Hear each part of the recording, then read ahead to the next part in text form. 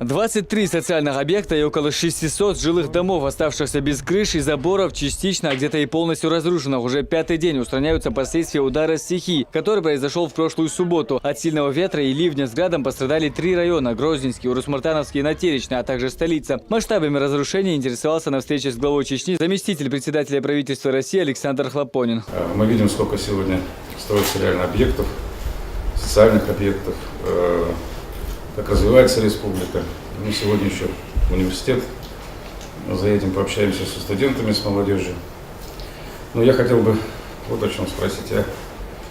Буквально все видели, какое, скажем, трагическое событие произошло, когда стихийное бедствие, ураган, пострадал ряд территорий, к сожалению, и девочка одна погибла.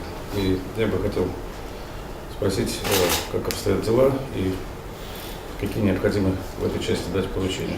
Сразу после ливня был создан оперштаб, и уже сегодня восстановлено больше половины объектов. По словам министра экономического, территориального развития и торговли Чечни Абдуллы Магомадова, к 1 сентября приведены в рабочее состояние все пострадавшие школы, кроме одной. Из 4 объектов здравоохранения успели восстановить только 1. Еще идут работы в 7-й поликлинике, госпитале ветеранов войн и центральном роддоме. Сильно пострадала и городская инфраструктура. Бедствие произошло внезапно, и к устранению его последствий приложены все силы, рассказал глава Чечни. Спасибо, что вы интересуете, не только интересуете, всегда решаете наши сложные проблемные вопросы. Действительно, внезапно, неожиданно пришла нам такая беда, так скажем, и в 3 районах, и в городе Грозном, в частности, разрушены около 600 домов, 23 соцобъекта и объекты инфраструктуры 37. Мы создали штаб, примерно больше половины, можно сказать, уже восстановили мы со своими силами, не дожидаясь бюрократических систем. У нас их вполне существует. Министр экономики Абдулла Магомадов занимается этим вопросом. Если вы разрешили, он более подробно там в 2 словах доложил бы. Всего сельских поселений 17 населенных пунктов. Это более 597 на сегодняшний день, по 600 домов. Социальная инфраструктура, половина жилых домов, нами уже оперативный штаб, который работает, уже дома восстановлены, социально значимые объекты, все школы, кроме одной школы, уже сегодня восстановлены, и дети пошли в школу. Из 4 объектов здравоохранения 1 объект восстановлен.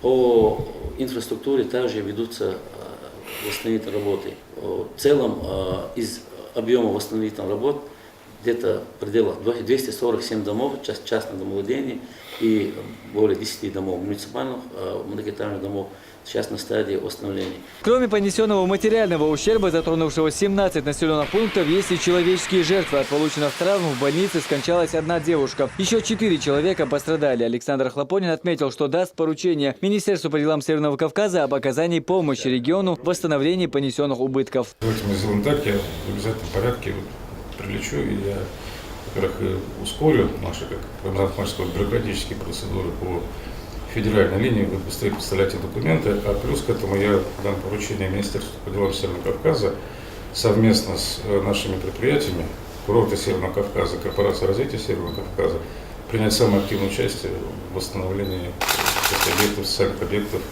не только пострадавших районов. Это очень важно, здесь действительно надо не затягивать и помогать людям оперативно. Хотя я и так понимаю, что у Рамзана Ахматовича не бывает ничего не восстановлено, но тем не менее здесь мы все должны принять активное участие. Поэтому я приеду и дам соответствующее поручение Министерству по делам Северного Кавказа. Вот Адес Хасаевич попрошу лично за это отвечать.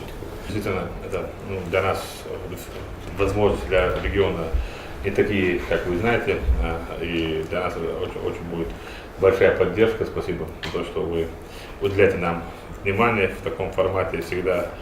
И вам Чечня не ново, вы сами занимались, вместе восстанавливали разрушенные объекты, строили мирную жизнь. Поэтому, когда сам строил, там бывает разрушение, более обидно бывает. Поэтому, и в природное явление не без этого. Мы до этого тоже несколько месяцев назад там тоже построили домов, дороги только заканчивали, так скажем, очищали там дороги, думали, что вот все И опять же, там так получилось, что нас проверять сегодня. Мы думаем, что справимся. Спасибо за поддержку. Все последствия разгула природной стихии будут устранены уже в течение 2 дней до 3 сентября. Хамзат Аюбов, Мансур Сааев, Ислам Расуев при поддержке пресс-службы главы и правительства Чеченской Республики. Новости.